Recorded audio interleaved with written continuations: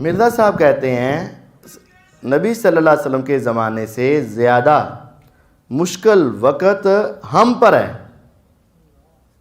کیونکہ آپ صلی اللہ علیہ وسلم کے مخالفین کافر تھے اور ہمارے مخالفین وہ ہیں جو ہمیں کافر سمجھتے ہیں اور خود کو عاشق رسول صلی اللہ علیہ وسلم سمجھتے ہیں، لہذا صحابہ سے مشکل وقت ہم پر ہیں۔ نبی علیہ السلام کے زمانے سے زیادہ سخت وقت ہے ہم پر۔ نبی علیہ السلام جب مکے میں تھے آپ کے مخالفین کون تھے؟ کافر، کلیئر تھا نا یہ مسلمانی کافر۔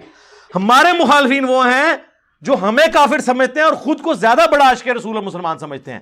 مجھے بتائیں یہ زیادہ مشکل وقت ہے یا صحابہ پہ زیادہ مشکل وقت تھا؟ لعنت اللہ علی الکاذبین، نعوذ باللہ من ذالک۔ کتنا بڑا بہتان اور جھوٹ ہے، اس سے بڑھ کر اس کی گمراہی اور کیا ہو سکتی ہے؟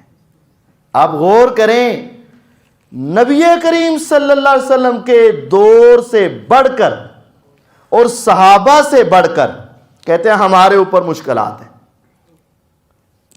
اس مطلب ہے کہ یاد رکھنا، مرزا جو تھا نا اس نے پہلے اپنے آپ کو ایک مولوی بنایا تھا، پھر وہ ایک مجدد بنا تھا، پھر وہ ایک مصلح بنا تھا، پھر اس نے اپنے آپ کو ایک مہدی بنایا تھا، اور پھر وہ مسیح موعود بنا تھا، اور آخر میں اس نے نبوت کا دعویٰ کر دیا تھا۔ اب یہ باتیں دیکھو کس طرف جا رہی ہیں۔ نبی کو اتنی مشکلات نہیں آئیں، صحابہ کے اوپر اتنی مشکلات نہیں آئیں، ان کے دور میں وہ تکالیف نہیں تھی جو آج مرزا صاحب کے اوپر آ رہی ہیں۔ اور لوگ اس کو تو امام کہنا شروع کر دیا نا کہ آپ دنیا کی امامت کب کروائیں گے، اور یہ بھی اسی مہدی کی طرف تھوڑا تھوڑا چلتا جا رہا ہے، اور اللہ ہی اس کی آخرت کو سنوارے، ورنہ یہ تباہی کے دھانے پر چڑھ چکا ہے۔ میرے نبی علیہ السلام کی حدیث ہے، اشد الناس بلاء الانبیاء، روئے زمین پہ سب سے زیادہ سخت مصیبت نبیوں پر آیا کرتی ہے، اور یہ کہہ رہا ہے مجھ پر نبیوں سے بھی زیادہ، تو نعوذ باللہ اپنے آپ کو نبیوں سے اعلیٰ کرنا چاہ رہا ہے۔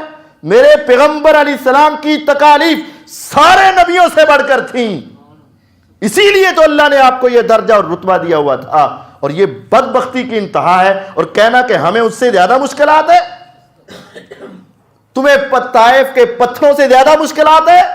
تیرے تو چہرے پہ کوئی پتھر نہیں پڑا، تیری بیٹیوں کو طلاقیں نہیں ہوئیں، تجھے پکڑ کے زمین پہ کوئلوں پہ نہیں لٹایا گیا، تیری آنکھیں نہیں نوچی گئیں، تیرے جسم کو دو ٹکڑے نہیں کیا گیا، تجھے چلتے ہوئے تیل کے کڑاہے میں نہیں ڈالا گیا، تجھے ابھی سولی پہ چڑھا کے خبیب رضی اللہ عنہ کی طرح تیر نیچے سے مار مار کے ان کے جسم کو چھلنی کر کے شہید نہیں کیا گیا، حضرت حمزہ رضی اللہ عنہ کی طرح تیرے کان ناک آنکھیں الگ الگ نہیں کیے گئے، صحابہ پر اتنے ظلم ہوئے، سیدہ سمیہ رضی اللہ عنہ کو دو ٹکڑوں میں کر دیا گیا۔ آج اس وقت کا بدبخت یہ کہتا ہے صحابہ سے بڑھ کر مشکلات ہے، نبی سے بڑھ کر مشکلات ہے۔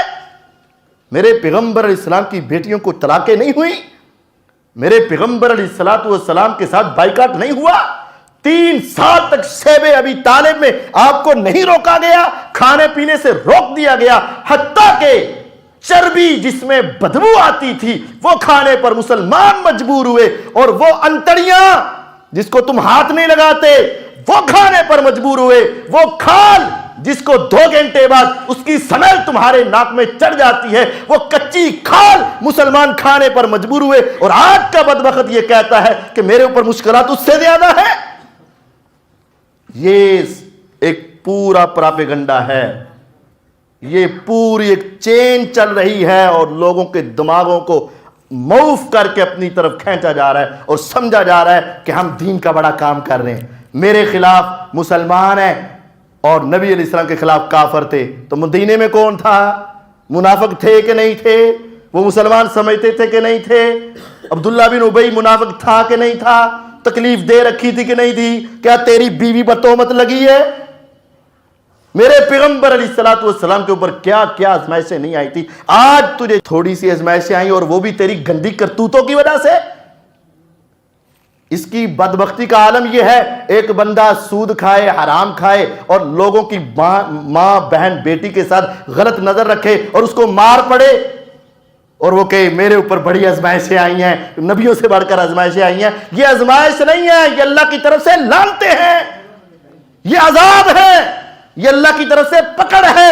اور تمہیں کہا جا رہا ہے وَلَنُذِيقَنَّهُم مِّنَ الْعَذَابِ الْأَدْنَىٰ دُونَ الْعَذَابِ الْأَكْبَرِ لَعَلَّهُمْ يَرْجِعُونَ. ابھی واپس آ جا تاکہ تیری آخرت بدل جائے. یہ آزمائش نہیں ہے، یہ اللہ کی پکڑے اور عذاب تمہارے اوپر نازل ہوئے. اپنی یہ حرکتوں کی وجہ سے جو ان کے اوپر حرکتیں ہیں اور ان کے اعمال کا نتیجہ سامنے آتا ہے، اس کو نبیوں کے ساتھ کمپیریزن کرنا، صحابہ کے مقابلے میں آنا، اور بلکہ اس سے بڑھ کر کرنا، یہ میرے نبی علیہ السلام کی گستاخی ہے، یہ صحابہ کی توہین ہے.